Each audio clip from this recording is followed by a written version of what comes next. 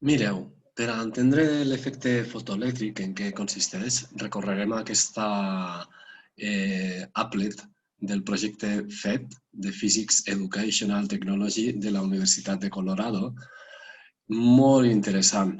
En ell el que veiem és que tenim un tub en el que s'ha fet pràcticament el buit, molt semblant a el que hem vist que eren els tubs de rajos catòdics, amb dues plaques metàl·liques connectades a una pila, però inicialment en la pila no hi ha cap voltatge, i un detector de corrent elèctric.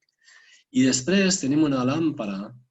Inicialment veieu que la làmpara no està emetent llum perquè tenim posada la intensitat al 0% i hem seleccionat que quan augmentem la intensitat comença a emetre llum per a irradiar aquesta placa metàl·lica en la franja del roig. Mireu, concretament, per a una longitud d'ona de 745 nm, nanòmetres. Un nanòmetre són 10 elevat a menys 9 metres. Veieu el que passa si comencem a augmentar la intensitat de la llum fins a posar-la al 50% del valor màxim que podria tenir en aquest experiment. Què passa? No passa res. Simplement no passa res. Lo interessant és que si mantenint la intensitat al 50% comencem a disminuir la longitud d'ona, de tal manera que augmentarà la freqüència, veiem com va canviant el color, passarem a la zona del taronja, del groc, no s'aprecia molt, entrarem en la franja del verd i aplega un moment a partir del qual sí que comença a visualitzar-se algo que està reproduït, per cert, super a càmera lenta. El que estem veient són electrons que s'estan desprenent del metall.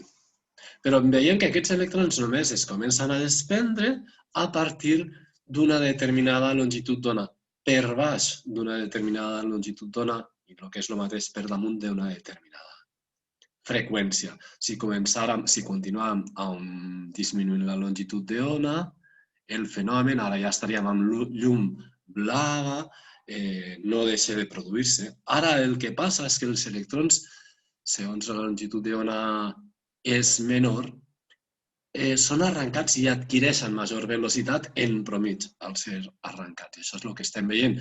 Això es posa de manifest en el detector de corrent, en l'amperímetre. Veieu? Estaríem detectant una corrent de 0,036 amperes, de 36 miliamperes. Tot això s'ha fet suposant que el metall era de sodi.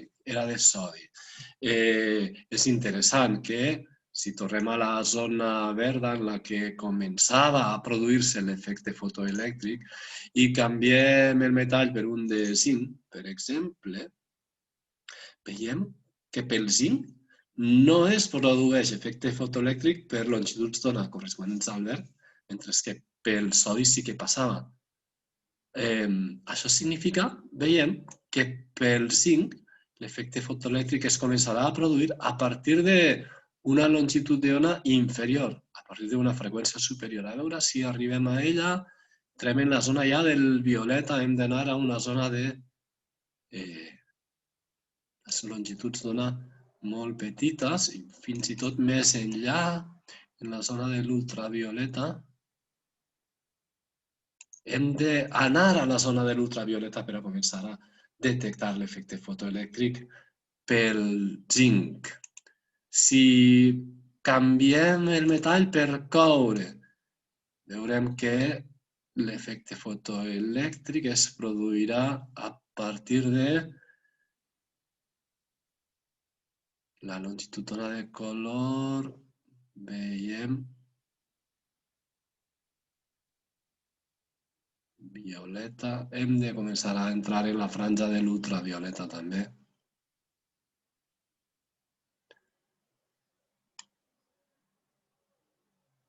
Correcte. Ahí començaria a produir-se l'efecte fotoelèctric. Veieu que cada metall comença a manifestar aquest efecte a partir d'una longitud d'ona i, per tant, d'una freqüència que li és característica i diferent a la dels altres metalls. Provem per últim pel platí. Si tinguérem una placa de platí, En el verd no tindríem efecte fotoelèctric, en el blau més claret tampoc, en el blau més fosc tampoc, en el violeta tampoc, i igual hauríem d'anar-nos a la zona de l'ultravioleta, a una freqüència bastant elevada per a començar a posar-se de manifest aquest efecte. Pel calci, a partir del verd no el tenim, a partir del blau, fosc, violeta, igual sembla que també... Ai! En la franja entre el violeta i l'ultravioleta començaria a produir-se aquest efecte.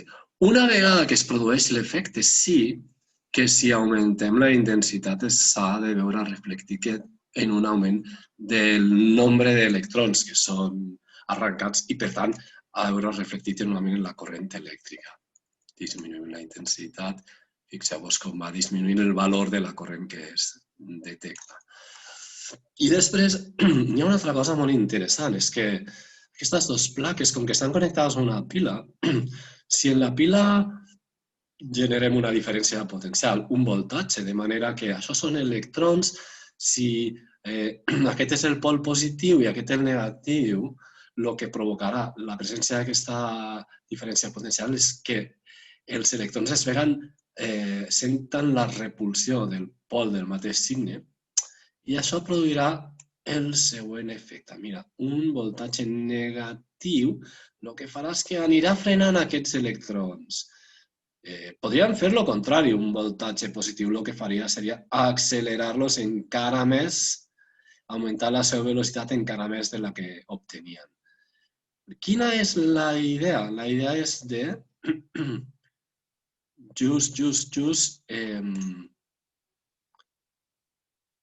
anem a augmentar una miqueta la intensitat per a que es pugui començar a detectar un corrent elèctric. Correcte, ara ja tenim un corrent elèctric mesurable. I la idea és que si anem aplicant un voltatge negatiu i observant just el moment a partir del qual es frenen els electrons per a que no arriben a produir la circulació de corrent elèctrica, a partir de la llei de la conservació de l'energia i tal com es mostrarà més endavant, això servirà per a poder calcular la velocitat màxima d'aquests electrons arrencats, tenint en compte, en aquest cas, aquesta dada que anomenem potencial de frenat, que tindria un valor de menys 2,20 volts.